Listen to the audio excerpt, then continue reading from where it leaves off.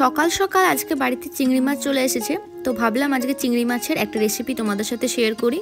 তো প্রথমেই আমি মাছটাকে নুন হলুদ মাখিয়ে 20 মিনিটের মতন রেখে দেব। আজকে আর মালাইকারি বানাবো না, আজকে একটা অন্য রেসিপি বানাবো। তো এখানে আমার টোটাল 11 পিসের মতন চিংড়ি আছে।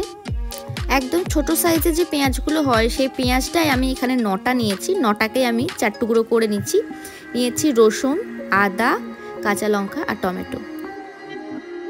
কড়াইয়ে দিয়েছি সর্ষের তেল। এরপরে আমি একে একে করে মাছগুলোকে ভেজে তুলে নেব। মাছটাকে খুব একটা কড়া করে ভাজবো না, ওই দুটো পিঠ মোটামুটি 30 সেকেন্ডের মতো নিয়ে উল্টে পাল্টে নেব। খুব একটা কড়া করে ভাজলে মাছের সে টেস্টটা আসবে না। এখানে আমার যেহেতু অনেকগুলো মাছ আছে সেই জন্য আমি দুবারে মাছগুলোকে ভেজে নেব। তাহলে চলো, এখন মাছগুলো ভাজা হয়ে গেছে, এরপর মাছের উল্টো দিকটা মানে মাছটাকে উল্টো পিঠে করে নেব। প্রথমবারে মাছগুলো ভেজে তুলে নিয়েছি, এরপর দেব দ্বিতীয়বারের মাছগুলো।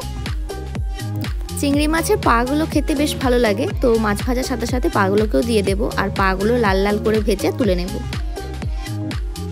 এখানে সব মাছ ভাজাগুলো আমার কমপ্লিট হয়ে গেছে। অন্যদিকে কড়াইয়ে দেব আমি একটুখানি সর্ষের তেল, আর ওতে দিয়ে দেব গোটা জিরে, তার সাথে দিয়ে দেব একটার মতন তেজপাতা, আর দেব গোটা গরম মশলা। এখানে আমি শুধুমাত্র লবঙ্গটাই দিচ্ছি না, দিয়ে সব উপকরণগুলোকে একবার ভালোভাবে তেলের সাথে নাড়াচাড়া করে নেব। এরপর আমি দিয়ে দেব পেঁয়াজ বাটা। পেঁয়াজ বাটাটাকে তেলের সঙ্গে খুব ভালোভাবে একবার নাড়াচাড়া করে নেব। যখন দেখব পেঁয়াজ বাটাটার থেকে তেল ছাড়তে শুরু করেছে, তখন আমি দিয়ে দেব আদা, রসুন আর কাঁচা লঙ্কার পেস্ট। এরপর ওই আদা রসুন বাটার বাটিতে একটু জল নিয়ে পরে সেটাও মশলাতে দিয়ে ভালোভাবে একবার নাড়াচাড়া করে নেব। এরপর আমি দিয়ে দেব টমেটোটা। এখানে আমি একটা বড় সাইজের টমেটো দিয়েছি, আর দেব 1 চামচের মতো নুন। নুনটা দিলে টমেটোটা খুব তাড়াতাড়ি গলে যাবে। এরপর ওতে আমি দিয়ে দেব 1 চামচের মতন চিনি, আর দেব হলুদ গুঁড়ো 1 চামচের মতন, জিরে গুঁড়ো 1 চামচের মতন, কাশ্মীরি লঙ্কা আর সামান্য একটুখানি নুন, আর তার সাথে দিয়ে দেব 1 চামচের মতো গরম মশলা গুঁড়ো। দিয়ে একটুখানি জল দিয়ে ভালোভাবে মশলাটাকে কষাবো।